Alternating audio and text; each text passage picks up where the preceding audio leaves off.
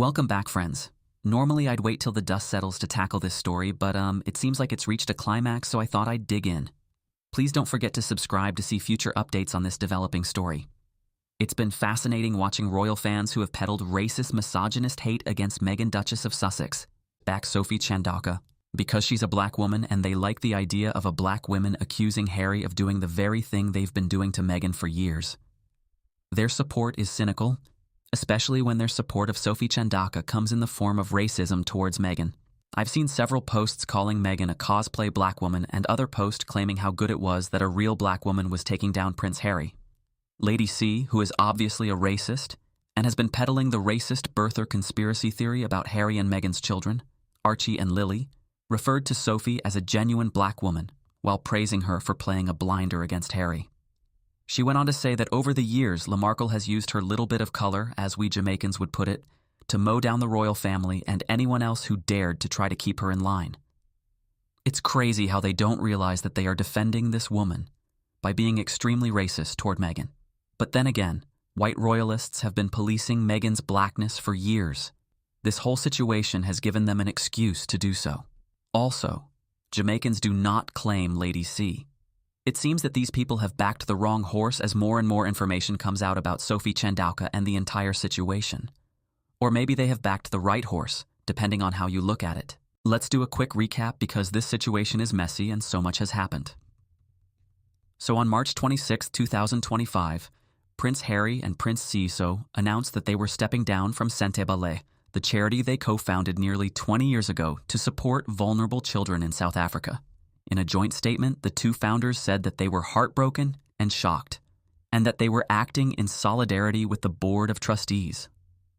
The decision followed a dramatic mass resignation of the charity's entire Board of Trustees, who accused the chair, Dr. Sophie Chandaka, of poor governance, failed leadership, and questionable spending.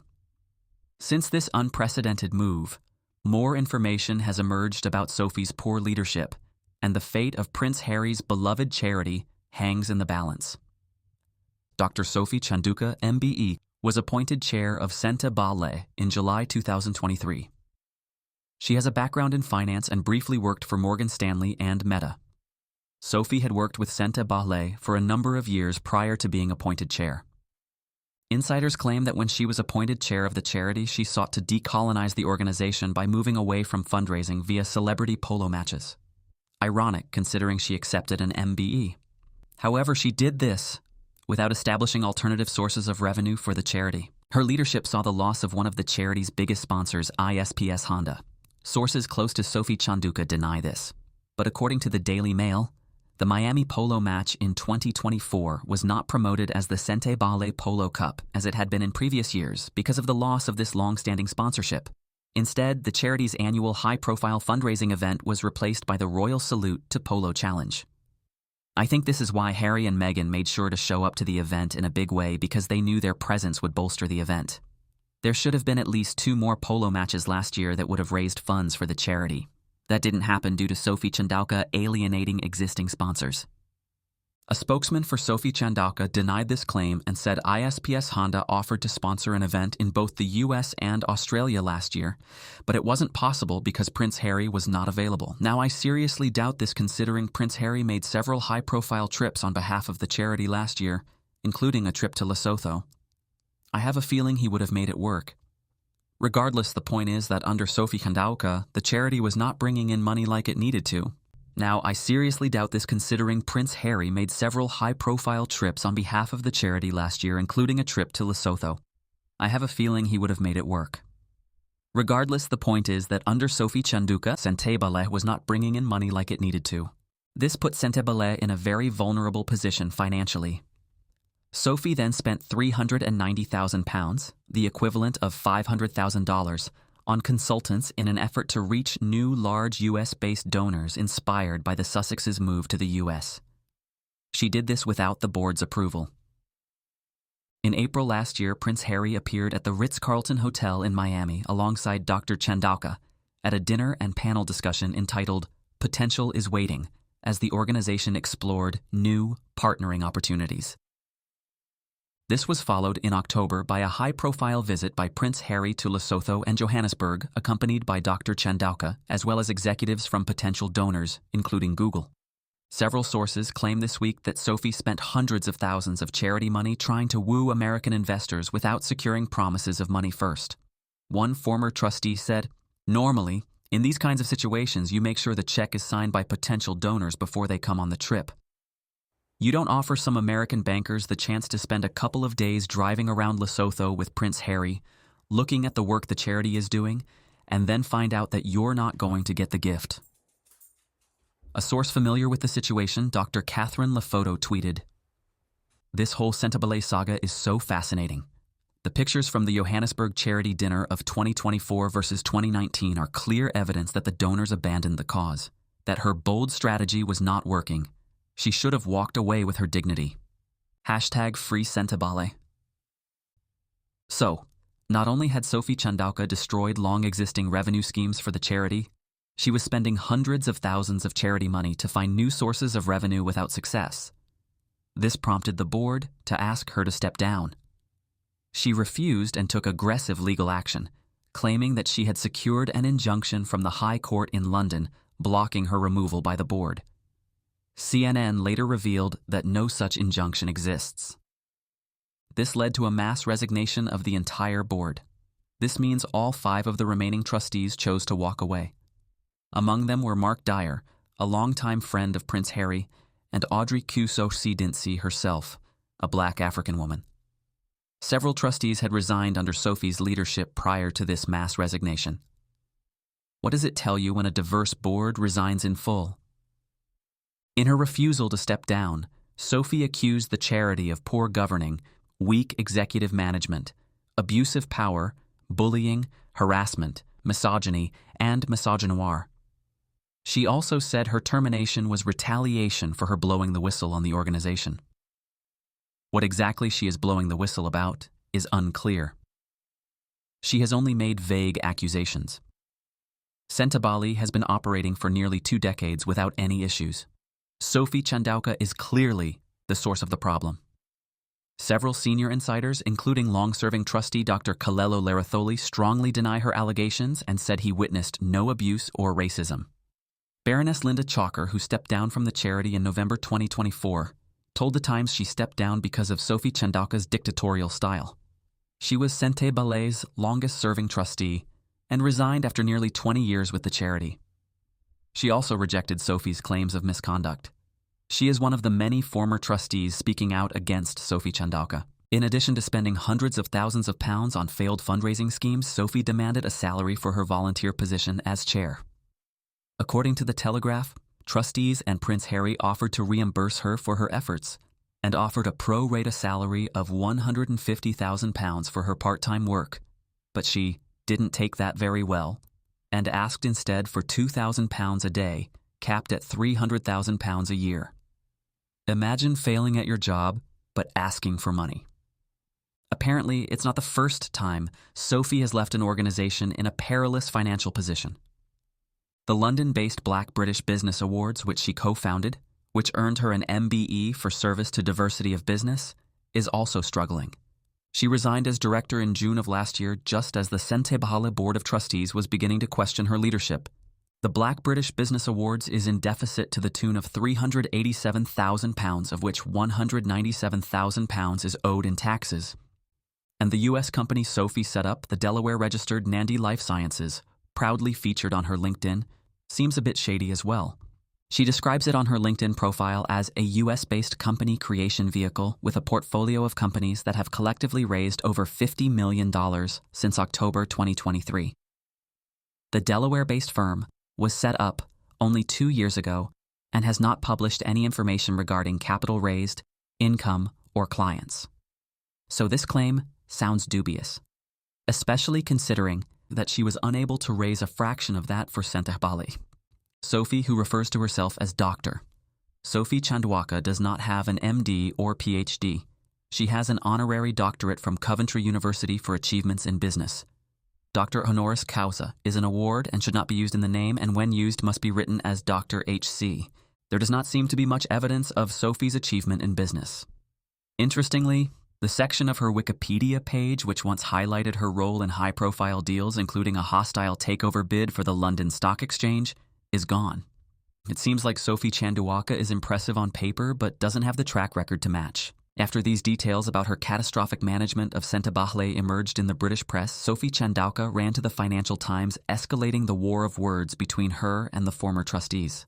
In the interview with the Financial Times, she bizarrely accused Prince Harry of trying to destabilize his own charity so that he could rescue it. You know, the charity he founded 20 years ago in memory of his beloved late mother, the charity that he's been pumping his own money into for years. She also claimed that the volatile public sentiment around Prince Harry since his move to the US and the media fallout after the release of the Netflix documentary in 2022 and his book in 2023 had an impact on the charity's ability to diversify its donor pool and make senior hires. That's interesting, because the charity had no problem fundraising until she took over and alienated existing donors. If you look at the charity's financial records, you can see that despite a dip in fundraising during the 2020 pandemic, the organization was able to rally and was in good financial standing prior to Sophie Chandaka's appointment as chair. If she felt Harry's brand was too toxic, then why has she been using Prince Harry's name for clout in her fundraising schemes? She used his name to put herself in rooms with high-profile organizations like Google. Look at the events organized in 2024 where she made sure Prince Harry was prominent, like the fundraising events in Miami, the fundraising events in South Africa, and the fundraising events in New York. Sources claim that it was Sophie who requested Prince Harry be a part of these events. Centeballe previously raised £12 million through annual VIP polo matches that included wealthy donors who paid sums of $100,000 each just to play alongside Prince Harry. Also, it was Harry who got people like Coldplay to perform at events, which resulted in millions in donations to the charity.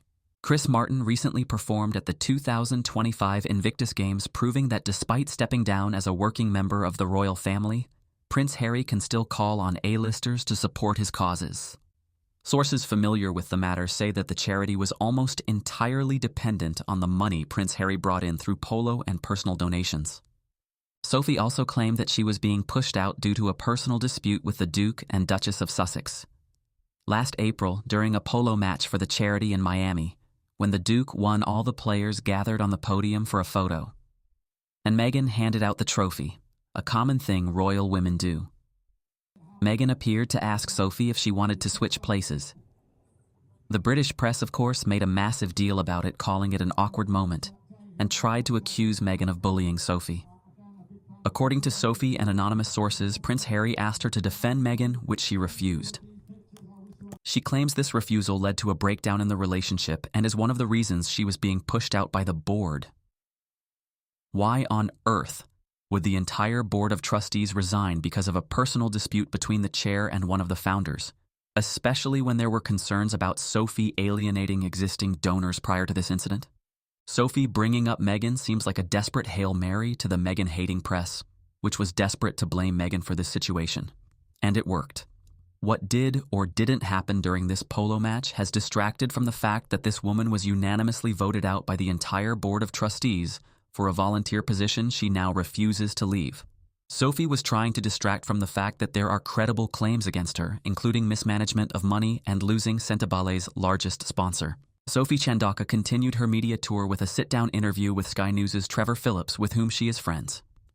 The fact that Sophie used to work with Trevor Phillips on Black British issues is just further confirmation that Sophie is all smoke and mirrors. You can turn to Google for more information about that. The rhetoric Sophie used in the interview was definitely more inflammatory. Let's break it down. Again, Sophie brought up Meghan and the incident at the Miami polo match. She went into more detail, saying she didn't want to defend Meghan because she felt it would lead to more trolling for Meghan.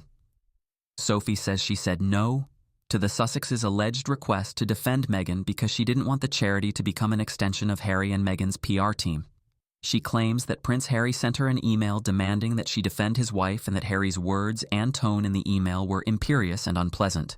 Since then, anonymous sources have been warning that Harry should be very afraid of this email coming out.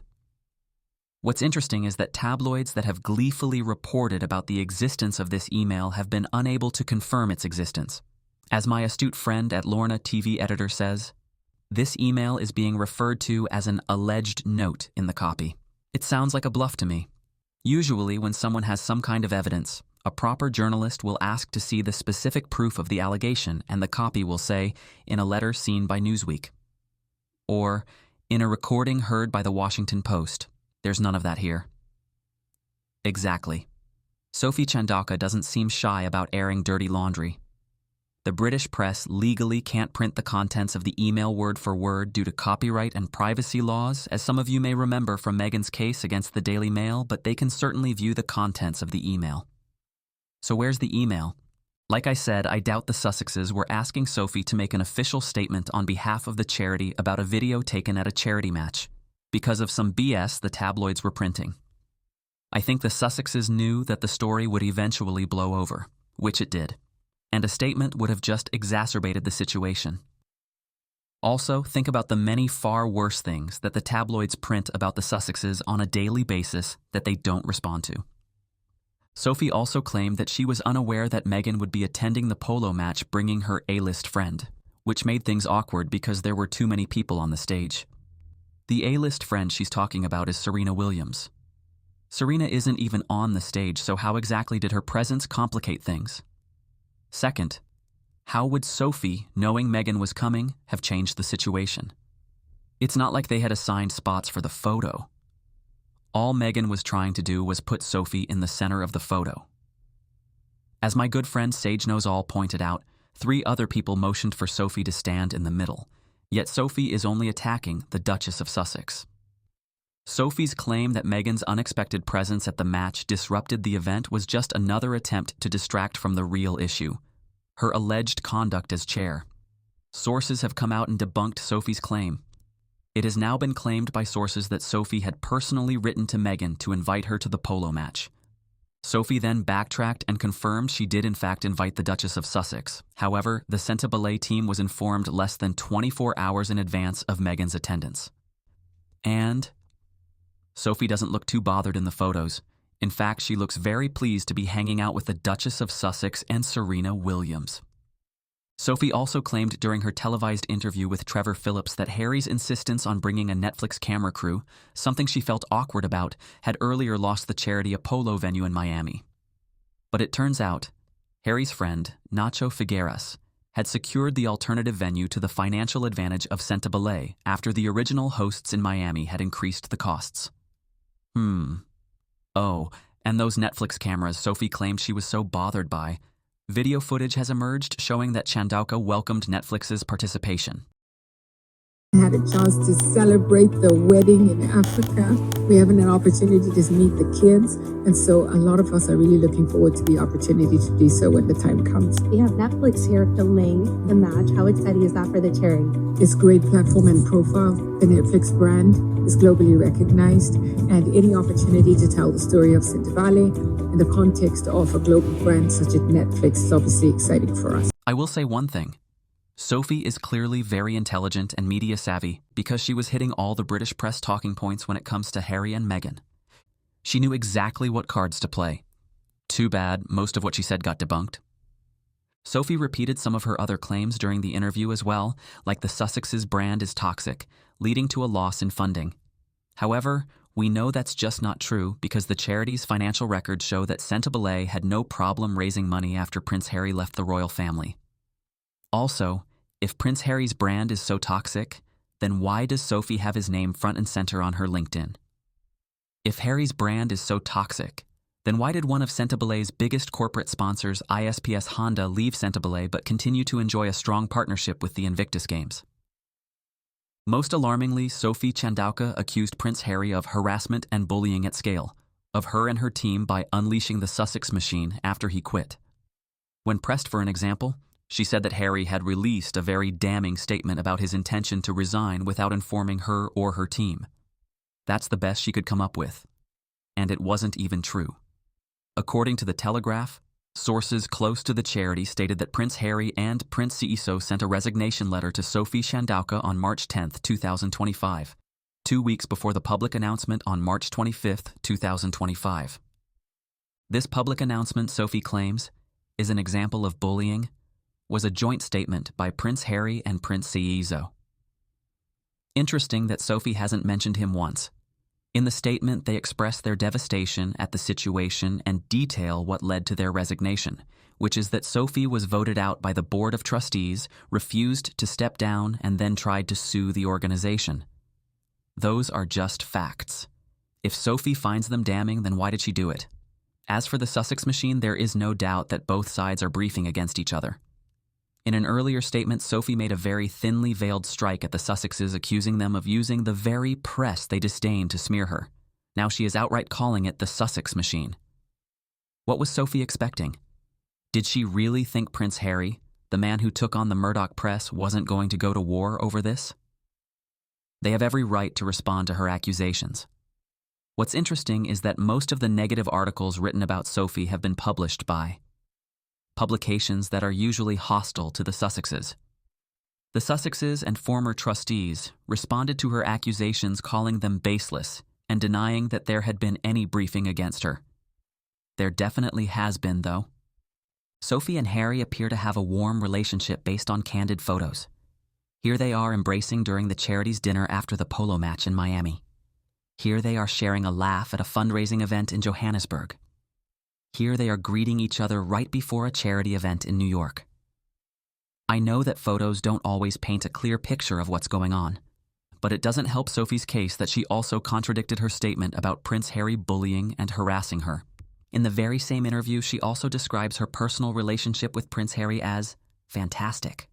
Sophie is using the bullying accusation just like she used Meghan's name, to distract from the real issue. Sophie Chandaka has been with the charity since 2006, but suddenly, now that she's been voted out, harassment and misogyny are rampant in the organization. A source close to the former Centebale trustees describes Sophie Chandaka's allegations and media appearances as a publicity stunt they fully expected, according to reports from outlets like ABC News and Sky News. Upon the resignation of the entire Board of Trustees and the charity's two patrons, Sophie Chandaka completed her hostile takeover of Centebale by immediately appointing a new Board of Trustees. One of these newly appointed trustees is Ian Rollinsson, the man sitting dutifully beside Sophie during her interview with Trevor Phillips. Rollinsson expressed concerns about the treatment of Dr. Sophie Chandaka during her Sky News interview on March 30th, 2025. I'm not surprised he's defending Sophie Chandaka, given that she paid him around £90,000 of the charity's money in consultancy fees, £66,000 of which is still owed, and probably further explains why Ian Rollinsson is now on the Board of Trustees. According to Sky News, Rollinsson has not asked for the rest of the money. It appears that, in lieu of payment, he was given a board seat.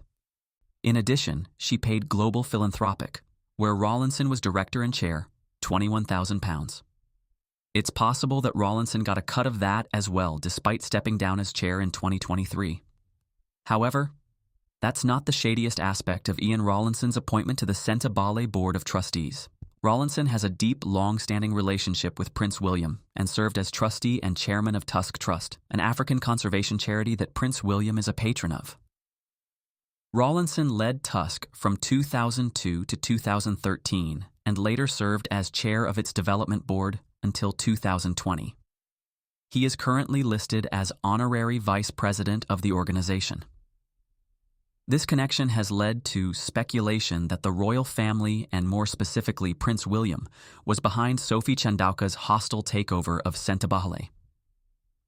I don't buy it, just like I don't believe the speculation that Prince William will swoop in and save the day. Here's why.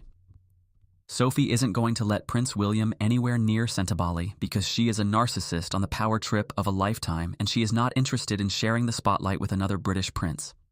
I truly believe she feels that Centebale is hers to do what she wants, and has felt that way since she was appointed chair. Former trustees have described her as a dictator, and she loves to boast that her family is the charity's third largest donor. Sophie might claim that she has been forced off social media due to trolling, but let's be real. She loves the spotlight just as much as she likes playing the victim. Second, Sophie's effective coup of the charity was about the consolidation of her power. It's been about power for her since the very beginning. She is a control freak. Just listen to her grievances. She was upset because Meghan, the wife of a founder and patron, didn't give her enough notice that she would be attending a charity event. And she was upset that Prince Harry released a public statement about his resignation. something he had every right to do, despite the fact that he informed her of his resignation 2 weeks prior. She was spending hundreds of thousands of the charity's money allegedly without the approval of the board. And now she's saying that the charity needs to completely change its mission to focus on global warming instead of what it's been doing for nearly 20 years, which is improve the lives of young people in Lesotho and Botswana, particularly those impacted by HIV and AIDS. Finally, let's not forget what started this all. The reason Sentabala is in such financial jeopardy is that Sophie wanted to decolonize the charity and move away from posh polo matches as a source of revenue. She wanted to get rid of the charity's posh white men and replace them with her own appointees. She even said the charity wasn't fit for purpose in a post-Black Lives Matter era. She claimed that trustees were nervous that, quote, the Africans were taking over, when she tried to shift the power structure of the organization. Prince William is the very definition of a posh white man. As for Ian Rollinsson, he may be a posh white man, but he is useful to Sophie. Think about it. She is essentially a rogue agent who has staged a coup of a charity founded by one of the most famous men in the world. She is professionally radioactive. Rollinsson, who has worked for a member of the royal family, provides Sophie and what's left of Sentabali with some legitimacy. I think Sophie figures that she lost Prince Harry, so the next best thing is a man who worked for his brother. If you made it this far, thanks so much for watching, and please don't forget to like and subscribe if you enjoyed this video. Stick around for part 2, in which I discuss what happens next and what Sophie Chandaka might be worried about the Charity Commission finding out.